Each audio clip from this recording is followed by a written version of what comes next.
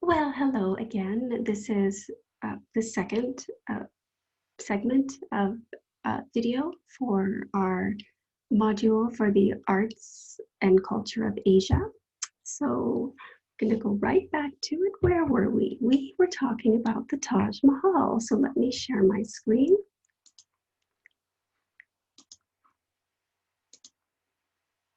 There we are. And I was speaking about it being an example of commemorative architecture and a mausoleum. And a mausoleum is a structure that holds the remains of a deceased person or persons and commemorates them in a significant way. Here, we know the most famous and exquisitely beautiful Taj Mahal.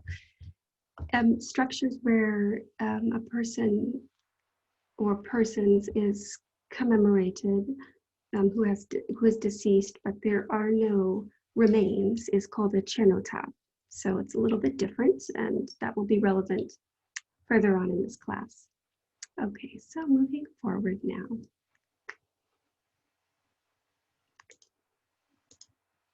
Sculpture, our second example of durable art. Remember, we were talking about durable art, and we have just finished a survey or overview of examples of art in Asia over a fairly wide span of time, which we understand to be durable, that is made to endure.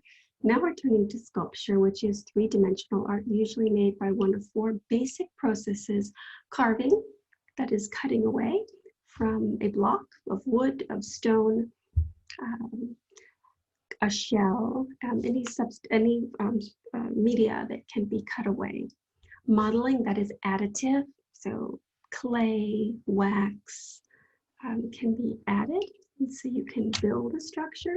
Casting is when you create a negative of a form and then pour molten metal, usually, but it could also be plaster, any form that can be pourable and then becomes hard is casting. And then constructing is assembling some sticks, some bits of ceramic, some shells. So it's a assembly. Sculpture is usually a durable art, but as you will find out in your assignment for this module, in fact, it certainly can be ephemeral too, as well as temporal. So bear that in mind. But for our purposes here, we're looking at durable sculpture. Here is the terracotta army. It's funerary art buried with the first emperor of China. That's the same emperor that unified the different pieces of the Great Wall of China. He had a most magnificent and extraordinary burial, and the story of its discovery in these incredible sculptures that were buried with him, that came to light, is one of the great stories of Asian art, and we will be taking a significant amount of time to have a look at that. Here we're looking at Buddha reclines to await death in a period in caves that we date to a period of 781 to 847, the Mogao caves in China, right along the Silk Road. What do I mean by Silk Road? Well, I should have a map, but this is a survey.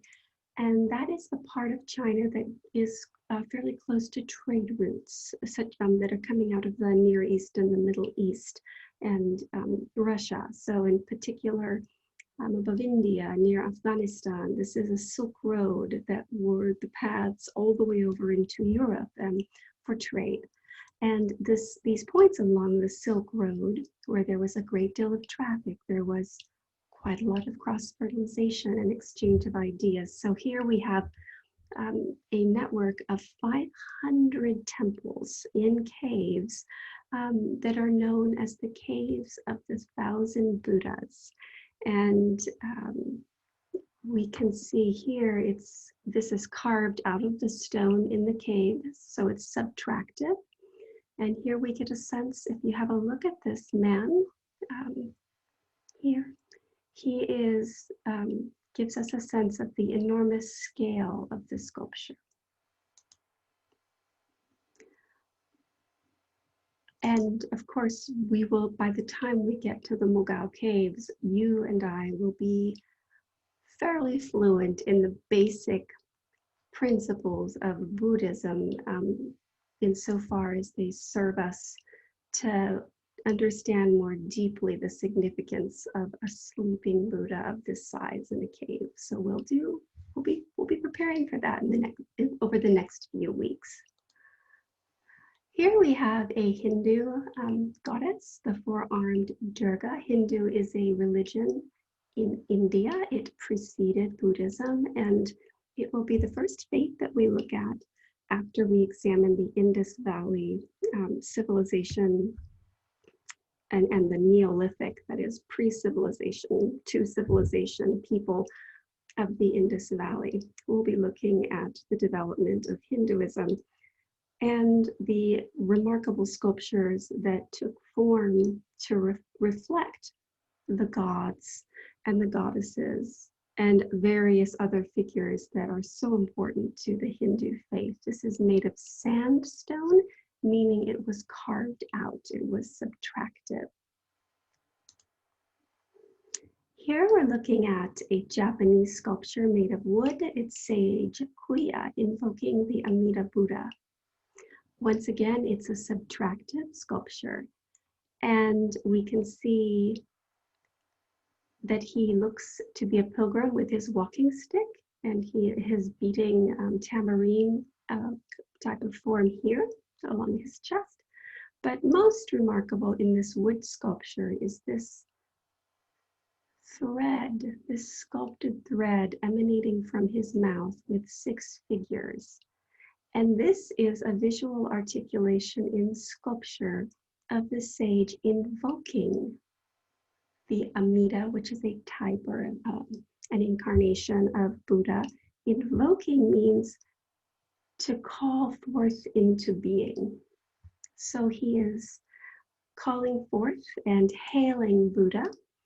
And the 6 figures here reflect 6 syllables of a sacred phrase particular to Amida Buddha. And so each of these figures is a syllable that is related to this invocation. And I shouldn't have used the term tambourine, that was wrong. It's a gong.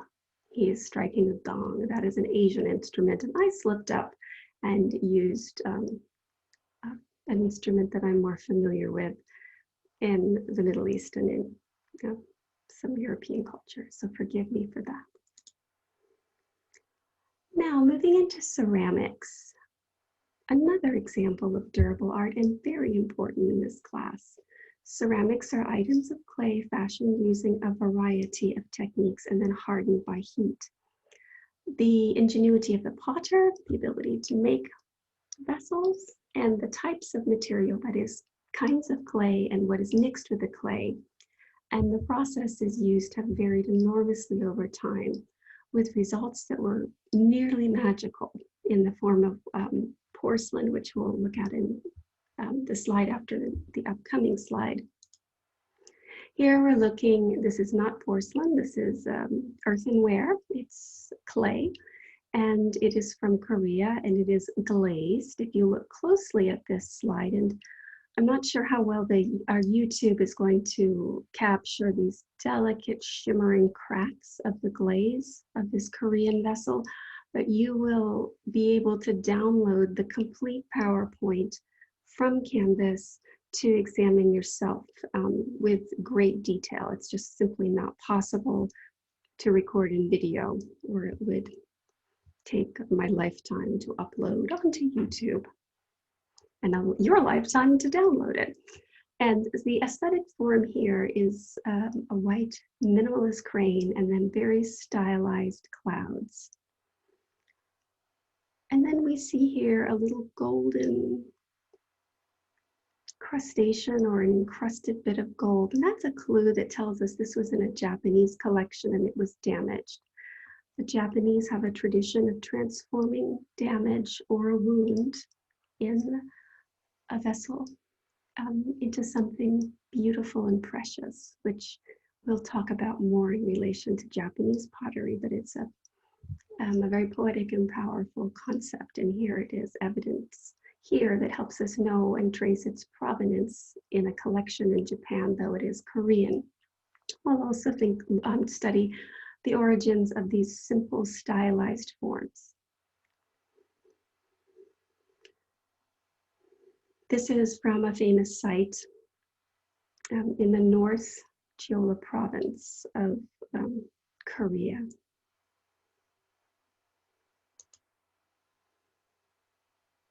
Here is the Bodhisattva Kuan Yin.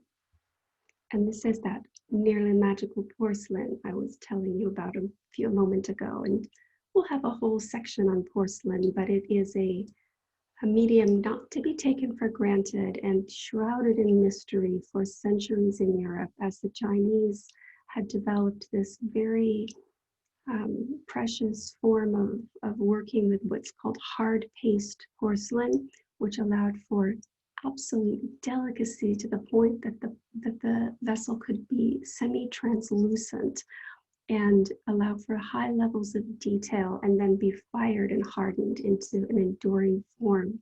This is porcelain, and this is Kuan Yin. And Kuan Yin is herself a figure that evolved out of India as a bodhisattva known as Avalokiteshvara. Avalokiteshvara. And if one of my students who's Indian wants to make a little YouTube video and help me pronounce that better, I would welcome it. It's a Sanskrit word, and in the Avalokiteshvara form, this is called a bodhisattva of infinite compassion. And in India, this bodhisattva is either genderless or male, and we'll learn what a bodhisattva is as we study Buddhism in this class. However, as this bodhisattva moved into China, a feminine form took shape. And so Kuan Yin becomes a female form in China, and as she is one of the most revered figures of compassion in China and Southern Asia. So we'll spend some time examining that evolution and story of compassion and the nature of a bodhisattva. All right, so that ends this section, this segment, and I'll see you very soon as we turn to painting and consider painting as a durable art. I'll see you soon.